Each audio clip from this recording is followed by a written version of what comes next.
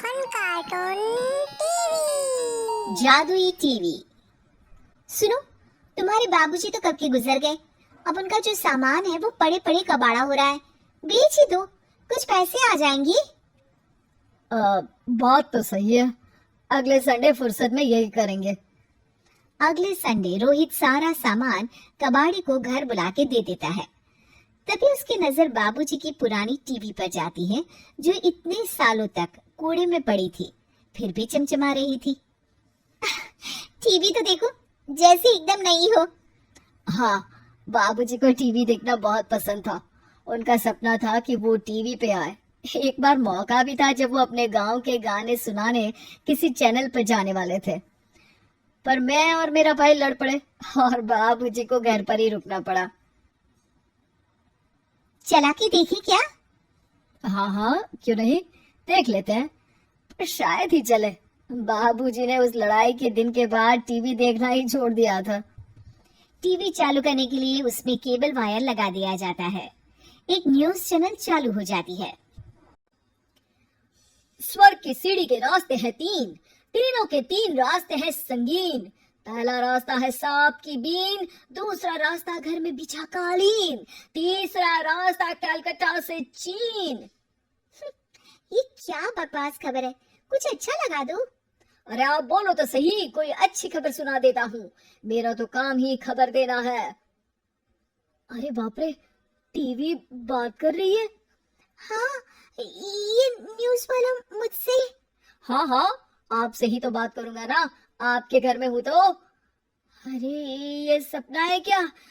तुम हमसे बात नहीं कर सकते? अरे सपना नहीं भाई साहब, ये टीवी जादुई टीवी है। बोलो क्या खबर सुननी है, वरना ब्रेक लेने का टाइम आ जाएगा। सुप्रिया घबरा के टीवी बंद कर देती है। वो क्या था? अरे एक बार और चालू करके देखे, फिर से बात करेगा तो चैनल बदल देंगे। सुप्रिया फिर टीवी चालू कर देती है। अरे ऐसा कोई मुंह पे टीवी बंद करके जाता है क्या? मुझे बुरा लगा आपका नेचर। चाय पानी तो पूछो। सुप्रिया टीवी के बटन से चैनल बदल देती है। अब टीवी पर एक फिल्म चल रही है। अरे ये तो सूर्यवंशम है ना? हाँ, और ये ठाकुर को जहर की खीर दे दी और उसको पता भी नहीं है। ए भाई, खीर मत पीना, उसमें जहर है, मत पीना। ठीक है महाशय, जैसा आप कहें। हाँ। अरे आपकी बात मान ली, पूरी पिक्चर ही अब तो बदल जाएगी। मतलब ये सच में जादुई टीवी है? तभी वहां कबाड़ी आ जाता है। भैया, टीवी के 150 रुपए दूंगा, चलेगा? अरे 1.5 करोड़ में भी ना दे तुमको ये टीवी हम। अरे 1.5 करोड़ खरीदने को होते तो तुम्हारे घर में ये पानी चाय नहीं पीता, अंबानी या टाटा के घर बैठा कोल्ड कॉफी पीता। रोहित कबाड़ी का हिसाब करके उससे वहां से चलता करता है और अपने भाई शशिकांत को फोन लगा के बुलाता है। शशि थोड़ी ही देर में वहां पहुंच जाता है। क्या हो गया भैया? अरे बाबूजी का टीवी याद है?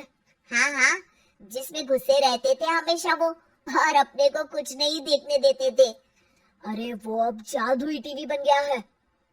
भैया, आपकी बकवास करने की आदत अब तक नहीं गई। अरे आपके घर में बच्चे हैं, अब तो बड़ों जैसी बात करो। रोहित जाके टीवी चालू कर देता है।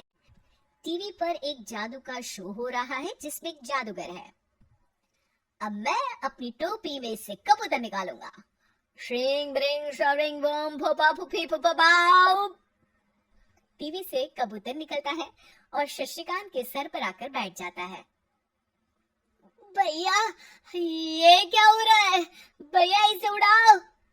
ए कबूतर, जा जा, कबूतर चल निकल। अब मैं टोपी में से सांप सुनते ही शशिकांत कांप जाता है और भाग के टीवी बंद कर देता है।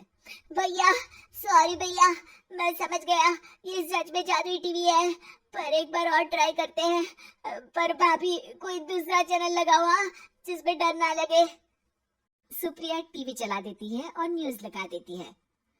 अरे कितने दिनों बाद मुझे याद आया, बताइए क्या खबर सुनाओ। और ये नया आदमी कौन है? ये मेरा भाई है शशिकांत।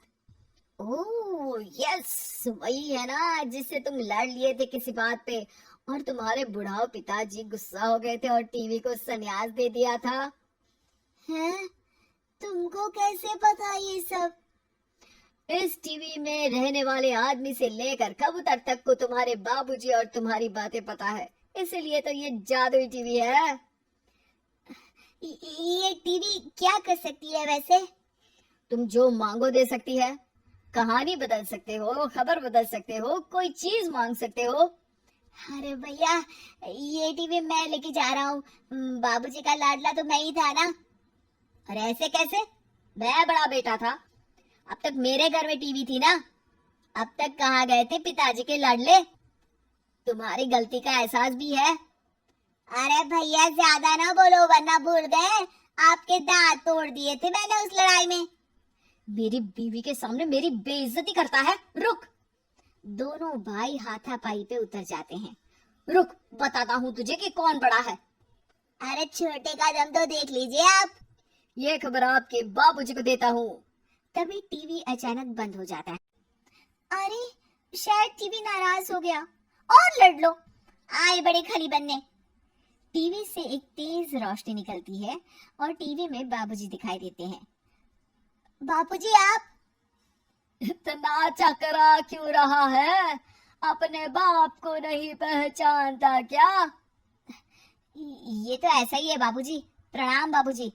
अरे चुप कर, तुम दोनों ही उल्टे हो।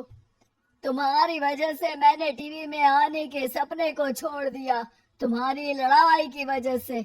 और तो और, जितना मैं अपनी बीवी को नहीं देखता था उतना टीवी को देखता था, वो भी छोड़ दिया तुम दोनों की लड़ाई की वजह से। और अब मरने के बाद जब मैंने टीवी को जादुई टीवी बना दिया तो भी तुम इसका फल लेने की जगह लड़ रहे हो। अरे तुम तो लायक ही नहीं हो, अब तुमको बाबा जी का ठुल्लू भी नहीं मिलेगा। बाबूजी चले जाते हैं, टीवी बंद हो जाता है। रोहित और शशिकांत गिड़गिड़ा के टीवी के सामने हाथ जोड़ के बाबूजी को बुलाते हैं, पर टीवी सिर्फ धुआं निकालता रहता है।